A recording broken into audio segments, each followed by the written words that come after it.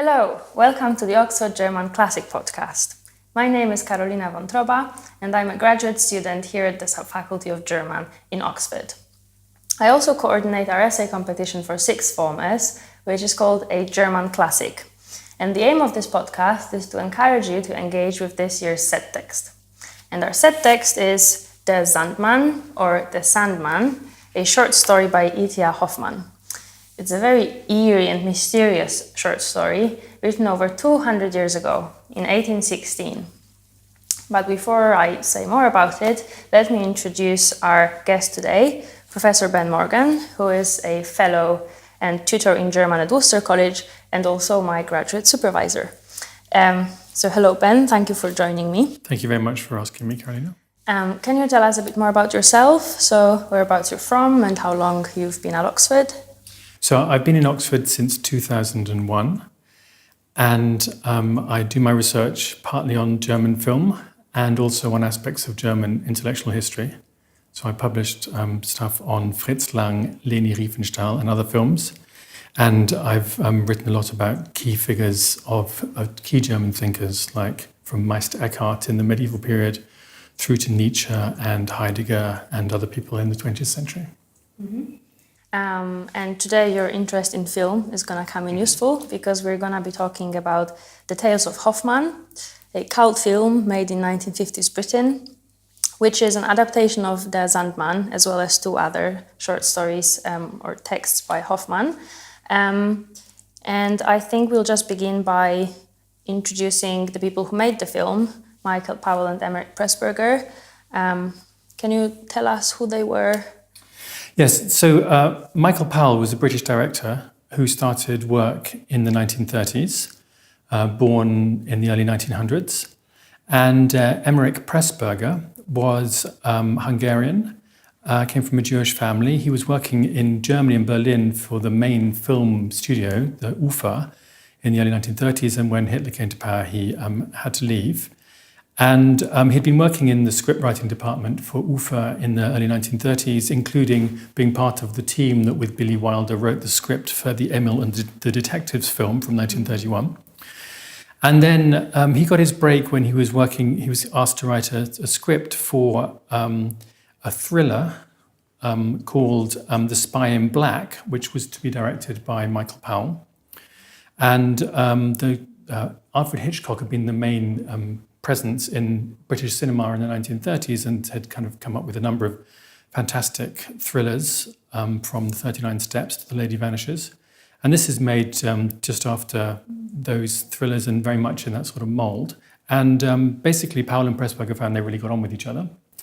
And they collaborated more and more closely until from 1942 onwards for a film called One of Our Aircraft is Missing. Then through to the mid-1950s, they signed their films written, produced and directed by Michael Powell and Emmerich Pressburger. So they're this iconic film collaboration from the 40s and 50s in Britain. And they were very, very influential for some of the interesting filmmakers who came out of the States in the 1970s, particularly Martin Scorsese, who became a close friend of Michael Powell's. And if you notice when you watch recent restored versions of the films, Scorsese is there as a consultant for the restoration. So he's been one of the people who's been influential in keeping their very deserved reputation alive. So from what you're saying, I think there are two important things to note. So first of all, Powell and Pressburger have become this iconic duo in British cinema, but also you've mentioned so many different nationalities and countries as you were describing how they came to work together. And this is something that is also very characteristic of this specific film, because it's a British film that is a staging of a French opera, which is an adaptation of those three German stories. And perhaps somewhat perversely, we can go right to the very end of the film and the stamp made in England, that is the last thing that we see in the film. So can you talk a bit more about this tension between producing something that has come to be seen as decidedly British, but also that product not really being British/English in many ways at all? Well, I think it's partly because the British film industry was slightly smaller scale than Hollywood.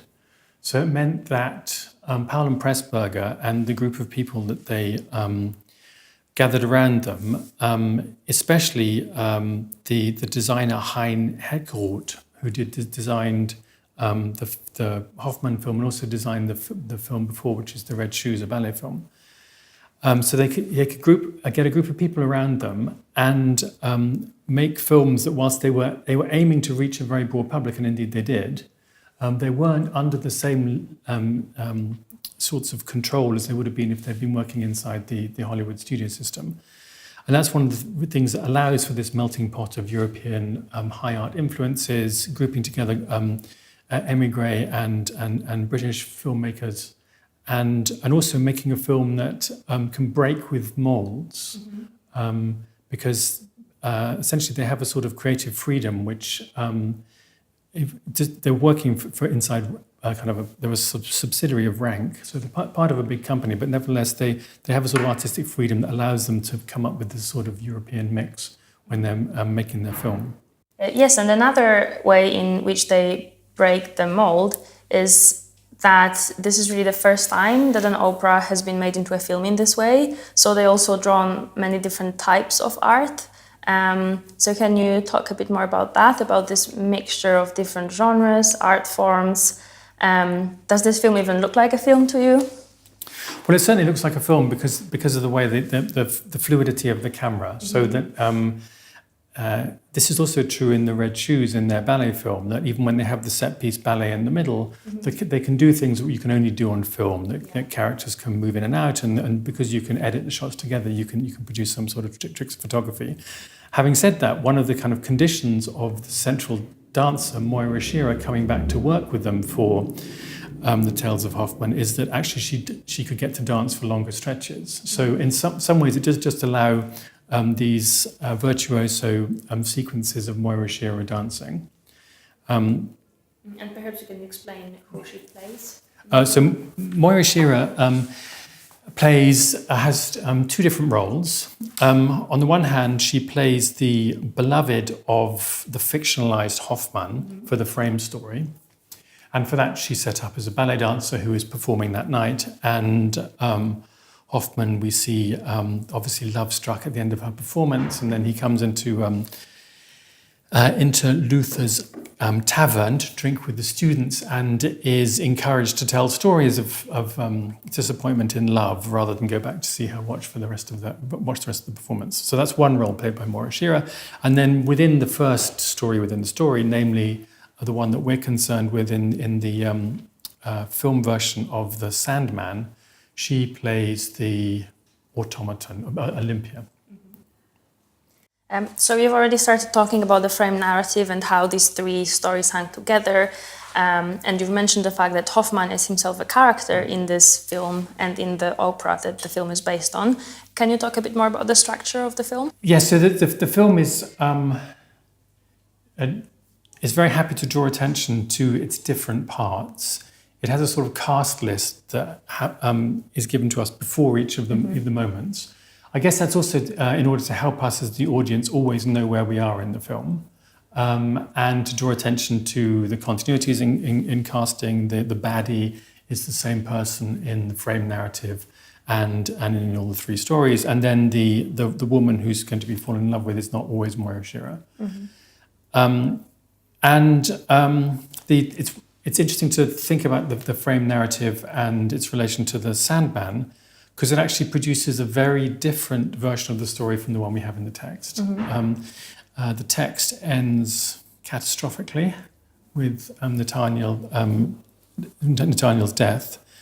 And whereas in the frame narrative, with the frame narrative, we have three stories of Hoffmann's disappointment in love, and he's still there at the end of the tale, mm-hmm. And he's just drunk, and he's lost his beloved to the evil forces of his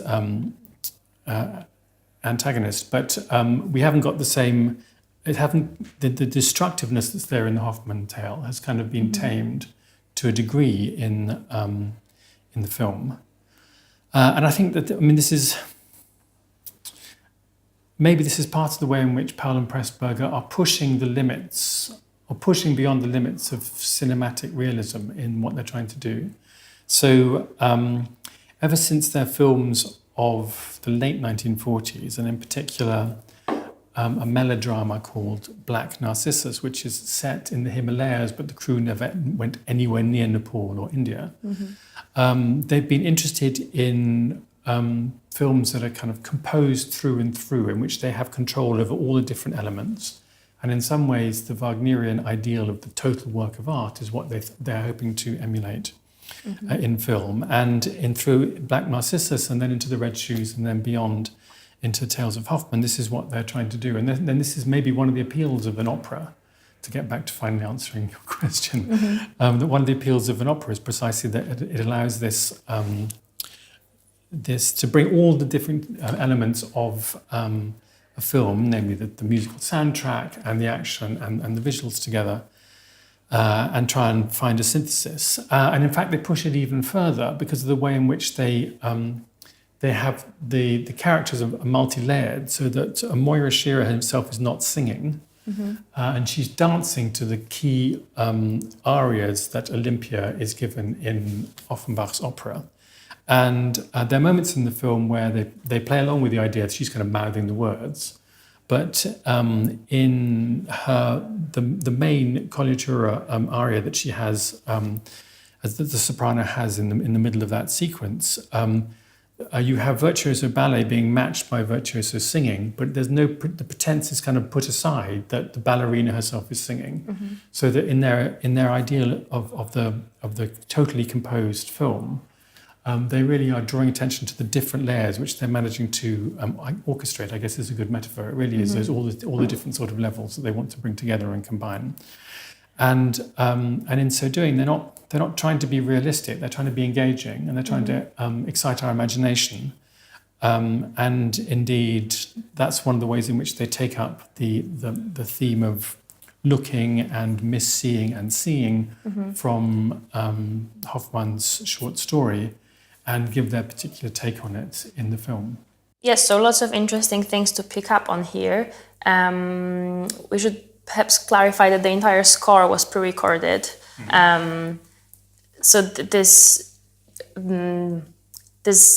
is how they were able to somehow have the music almost as a separate entity that they then include in the film, but it's almost as though the music comes first and then the film responds to it. And at the very beginning you mentioned the editing that they use, which I think very often underscores the music, but in a way that really gives primacy to the music. So could you talk a bit more about Well, we see that from relationship? the very... Well, not quite the opening moments of the film, because the opening moments of the film are the orchestra tuning up, and we get snippets of music that we'll then realise later actually comes from the opera. But then once we hear the baton knocked on the conductor's stand and then the music starts, then we see some, I suppose they're animations of weather vanes turning, but entirely in time to the music. Yeah. And so it sets up the idea that the visuals will be responding to the details of the music. And so in some sense the film is dancing to the tune of the music. Yeah. But then the visuals themselves, I don't think it would be a fair representation of what the film does to suggest that the visuals are somehow less important than the music or secondary to the music. So how would you describe the visual appearance of this film? So the visual appearance is largely dictated by the sort of imaginative flair of Hein Heckroth, who knew Bertolt Brecht in the 1920s, had worked with Brecht's designer Caspar Neher in the 1920s. And he brings a sense of theatricality to the film.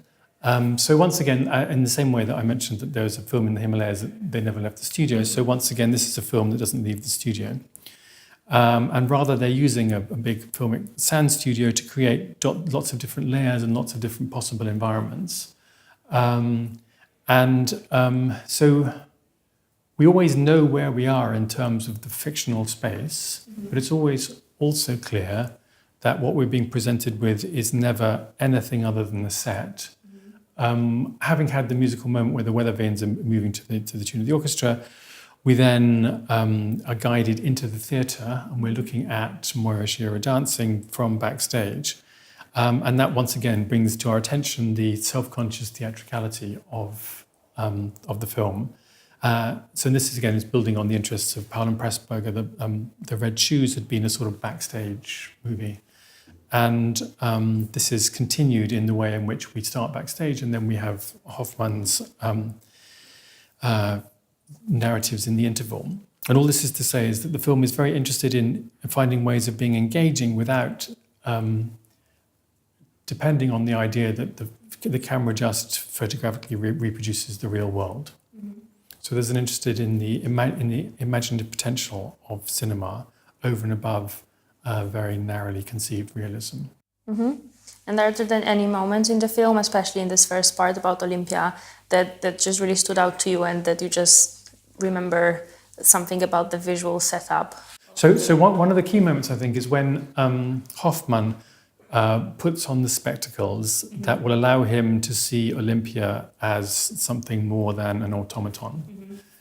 And I thought it was interesting in terms of the project of the film as a whole, because what the Hoffmann character is looking at is actually a painting. Mm-hmm. And then when he puts on the spectacles, we have a sort of dissolve from the painting to some very sort of cheesy, kitschy figures that the painting would have been of. But the painting itself is in quite a modern, abstract style. So it's kind of stick figures that we see.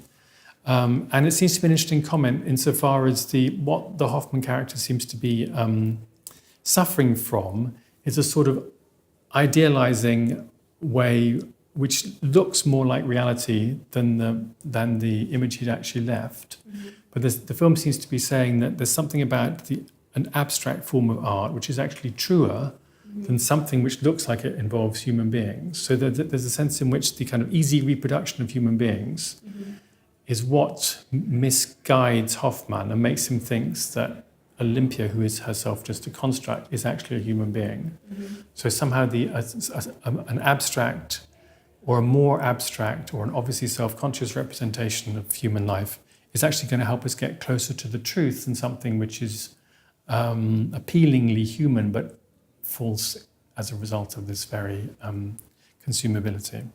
Mm-hmm. Are there any other aspects of the visual appearance of the film that you'd like to talk about? Maybe the use of color? Yes, so there's an anecdote that Martin Scorsese tells that when after his early success, Mean Streets, was seen by Michael Powell, and Michael Powell commented that the film used red too much. And Scorsese kind of felt it was a bit cruel because he'd learned to use red to that degree from Michael Powell's films. So that's just a way in which, that's a nice anecdote that shows the degree to which they're thinking about colour. One of the dominant colours of the Olympia sequence is in fact yellow. And the three different stories each have they're visually differentiated from each other, so that each different world, that of Venice and that of the island where the Brat Crespel story is set in the film, they're all differentiated from one another. I think one thing to say about the colour is that the costumes are always very rich, and that we're kind of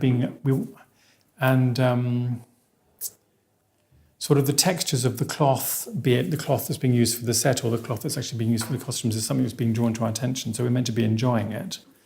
I don't think there's a sort of metaphysics meaning colour X means this or colour Y means something else. I think it's part of the sort of, I suppose, the enjoyment of the process of representation itself as much as anything else. Why was there a particular aspect of the colour that you wanted to bring out? On the most basic level, the film is just incredibly radiant and lush, and the colours are incredibly saturated. Yeah. And this is actually something that both the frame narrative and the individual stories have in common. So it's yet another way in which the whole film is brought together, and there isn't a sense that somehow we have different levels of reality, and the frame narrative is somehow more real Yes. than the individual stories. And the frame narrative itself involves watching a ballet performance. Yeah. So it's just another feature of this film that was really interesting to me was how it actually didn't insist on forcing us to differentiate that hard between what is less and what is more real. That's true. And so the opening ballet sequence with Moira Shearer is filmed with a gel on the lens that actually gives a sort of smearing effect. So it's not that your DVD or your TV is dirty, it is actually an intentional effect. So that, and that sort of smear on the lens is always an interesting effect, because on the one hand it makes what we're looking at seem unreal, but on the other hand it draws attention to the lens. So that it both kind of situates us in reality and also gives us this sense of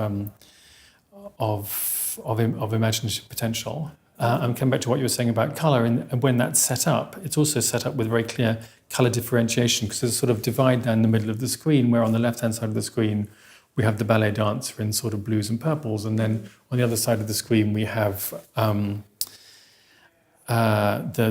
the kind of the deal over whether or not Hoffmann's love letter will be given to his nemesis to be taken down to the cellar. But anyway, once again, it's not that one realm is more real than the other, but they're using this sort of very saturated colour, as you say, to mark differences within these equally fictional worlds. Yeah.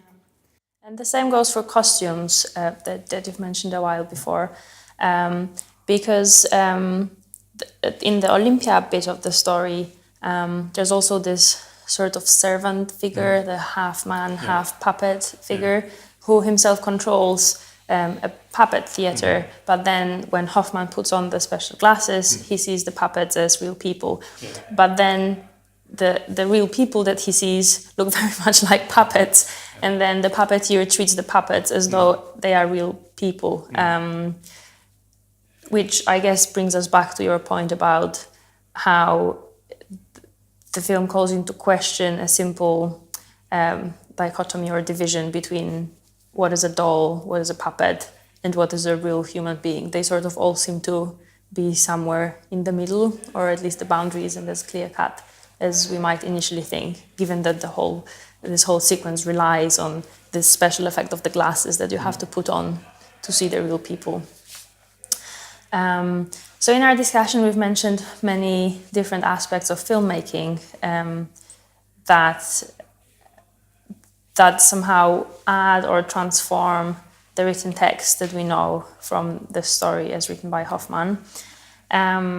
So many participants of our competition might not have ever written about film before.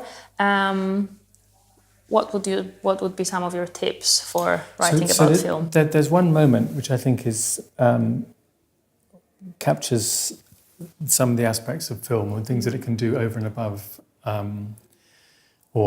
alongside a literary text. And that's the moment after the Olympia puppet has been destroyed, when Hoffmann is trying to caress what is in fact just Moira Shearer's head on the floor. And the music has stopped, so in fact we're adding something to the opera through the film. And what we're adding is the mechanical click of her eyes moving. So on the one hand, this draws attention to the degree in which it's just worth paying attention to the soundtrack, even when what you're listening to is an opera score. That nevertheless they're adding details which are guiding our attention. So you have that at the beginning when we've got the orchestra tuning up as kind of getting us in the zone for the film that's about to happen.